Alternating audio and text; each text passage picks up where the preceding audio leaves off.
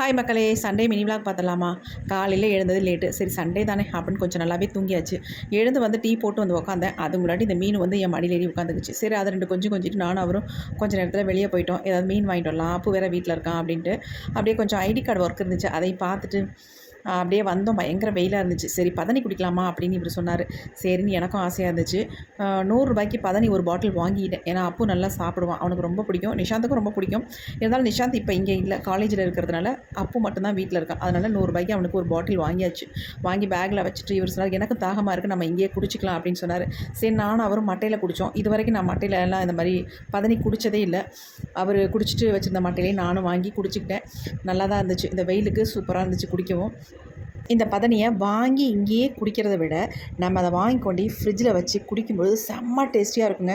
நான் வந்து பெரும்பாலும் குடித்ததே இல்லை. ஆனால் ஃப்ரிட்ஜில் வச்சு அதுக்கப்புறமேட்டு இந்த பசங்கள்லாம் குடிக்கிறானுங்களே, சரி நம்மளும் கொஞ்சம் குடிக்கும்போது அதோட டேஸ்ட் அப்போ தான் தெரிஞ்சுது. அதுலேருந்து அடிக்கடி வாங்க ஆரம்பிச்சிட்டோம். சரி நேராக அப்படியே மார்க்கெட் வந்துவிட்டோம். மீன் வந்து வாங்கிக்கலாம் அப்படின்ட்டு. பாறை மீன் தான் வாங்கியிருந்தேன். வாங்கிட்டு அதை நல்லா வாஷ் பண்ணி எடுத்து வச்சிடலாம் அப்படின்ட்டு வெளியில் வந்து வாஷ் பண்ண ஆரம்பிச்சிட்டேன். இவர் தான் தண்ணி கொஞ்சம் கொஞ்சமாக ஊற்றிக்கிட்டு இருந்தார். அப்புறமேட்டு நாங்கள் புது காட் வாங்கினதுனால இந்த ஸ்டீல் காட் வந்து வெளியவே இருந்துச்சு. அதை எடுத்துக்கொண்டு மாடியில் போட்டுடலாம் அப்படின்னு அவங்க அப்பாவும் பிள்ளையும் தூக்கி மாடி ரூமில் வந்து ஒரு காட் இருக்குது, இந்த காட்டையும் சேர்த்து போட்டுடலாம் அப்படின்ட்டு நாங்கள் நட்டெல்லாம் கழட்டிட்டு மாட்டி அங்கே வச்சாச்சுங்க.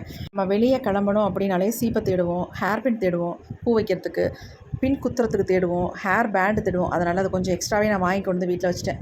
கொஞ்சமாக மீன் போட்டு குழம்பு வச்சுட்டேன். ஏன்னா அந்த குழம்புல இருக்க மீன் நான் மட்டும்தான் சாப்பிடுவேன். ஃப்ரைனா 2 பேருமே சாப்பிடுவாங்க, அப்பாவும் அவங்க அப்பாவும். அதனால் கொஞ்சம் குழம்பு எல்லாருமே ஊற்றிப்போம். அவருக்கும் பிடிக்கும், நான் வச்சா தான் பிடிக்கும் மீன் குழம்பு. வேறு யார் வச்சாலும் சாப்பிட மாட்டாங்க, கவிச்சடிக்குது அப்படி இப்படின்னு சொல்லுவாங்க.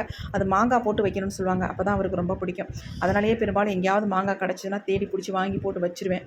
அப்புறம் 3 பேரும் சாப்பிட்டோம். சாப்பிட்டுட்டு வீட்டில் சும்மா இருக்க போராக இருக்குது அப்படின்ட்டு 2 பேரும் சேர்ந்து ராக்கர் எடுத்து வார்னிஷ் பண்ணிக்கிட்டு இருந்தாங்க. சும்மா தானே இருக்கும், இதெல்லாம் பண்ணலாம் அப்படின்ட்டு வார்னிஷ் பண்ணிக்கிட்டு இருந்தாங்க போர் அடிக்கிறதுனால. நான் அதை வேடிக்கை பார்த்துக்கிட்டு இருந்தேங்க. இன்றைக்கி அப்படி தான் பொழுது போணுச்சு. சண்டே ஹாப்பியாக தான் இருந்துச்சு.